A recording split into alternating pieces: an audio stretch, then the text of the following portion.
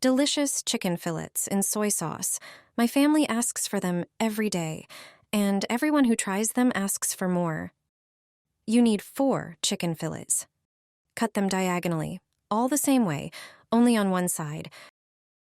Cut 2 red onions in half and chop them. Slice 2 larger tomatoes. Pour 2 tablespoons of olive oil and half a cup of soy sauce into a large dish. Add a pinch of salt, a bit of pepper, oregano, and basil to taste. Remember that soy sauce is already salty, so you don't need too much salt. Add a tablespoon of brown sugar and squeeze 2 cloves of garlic through a press. You can add more garlic if you like. Marinate the chicken breasts in the mixture. Soak them on each side. Wrap in foil and let it sit for half an hour. Sprinkle onions on the bottom of a baking dish. Arrange tomato slices on top. Place the chicken fillets on them. Arrange them side by side. Pour the remaining marinade over them. Put it in a preheated oven at 180 degrees for 30 minutes. After this time, take it out and sprinkle the top with grated yellow cheese. Put it back in the oven, bake until the cheese melts and browns. You can serve the finished dish to guests. It looks amazing and tastes excellent. You can place a single fillet on a plate and savor its original taste. Everyone is surprised by this simple dish and asks for the recipe. Take 1 onion and a jar lid. A friend from China taught me this trick. What you can do with them is amazing. You will definitely try this idea right away.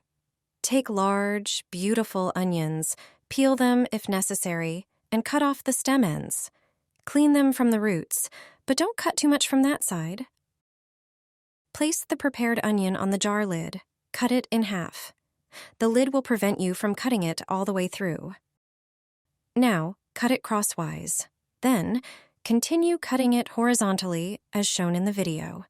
This way, you will cut it into many pieces. It will look a bit like a flower.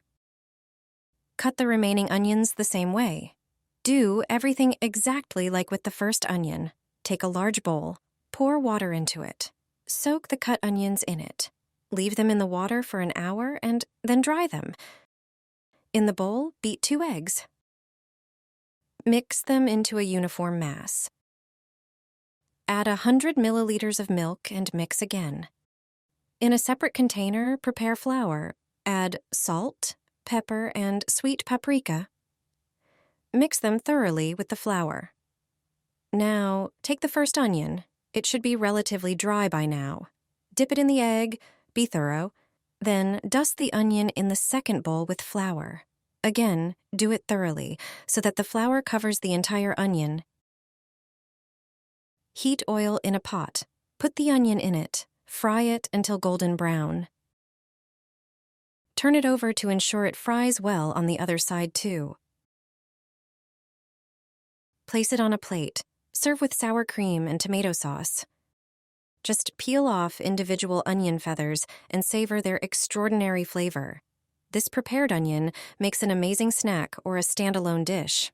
Since my friend showed me this recipe, I make such onions regularly. It's delicious. Recipe for lazy cabbage rolls from the pan.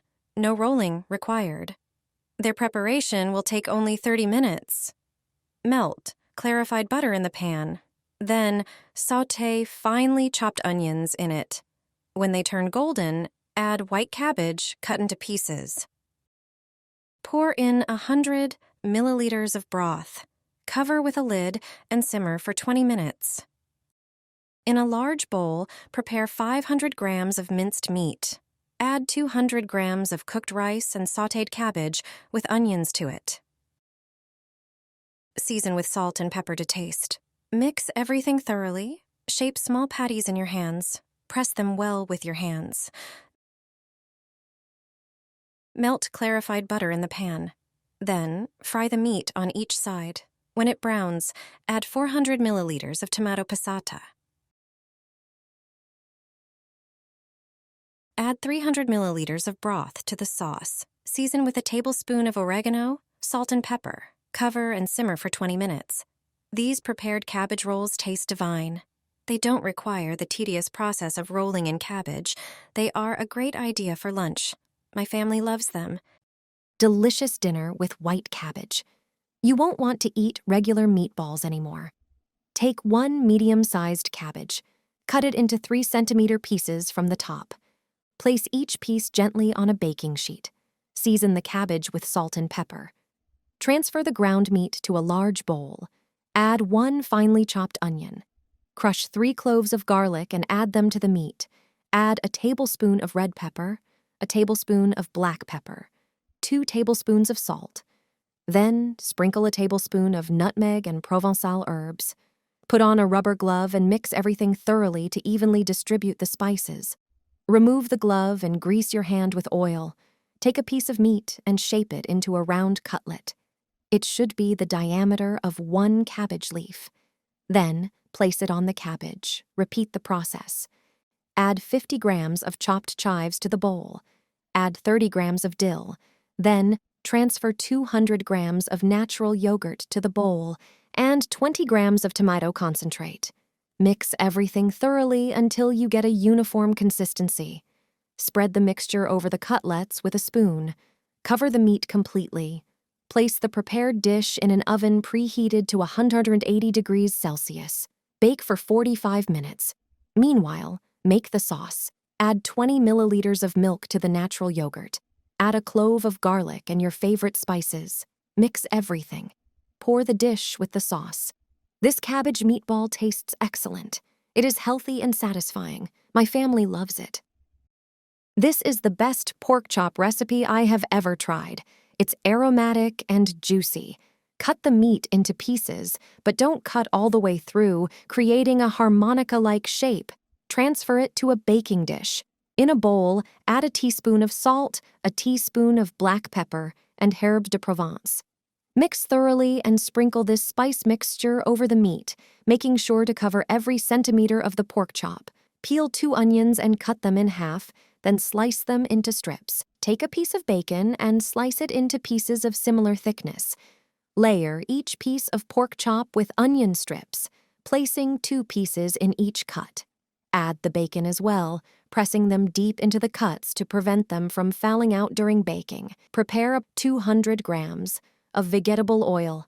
Add a teaspoon of salt, marjoram, and sweet paprika. Mix everything thoroughly. Apply this marinade using a silicone brush, spreading it evenly over the entire pork chop. The final step is sauerkraut. It's very healthy and prepared this way. It's delicious. Place it around the roast in the baking dish, filling any empty spaces. Bake for 50 minutes in an oven, preheated to 392 degrees Fahrenheit. After this time, your meal for the whole family will be ready for an hour. The sauerkraut will be well seasoned. Pork chops are often dry, but this recipe ensures they are always flavorful and juicy. It's a perfect idea for a family dinner or a larger gathering. The meat literally melts in your mouth,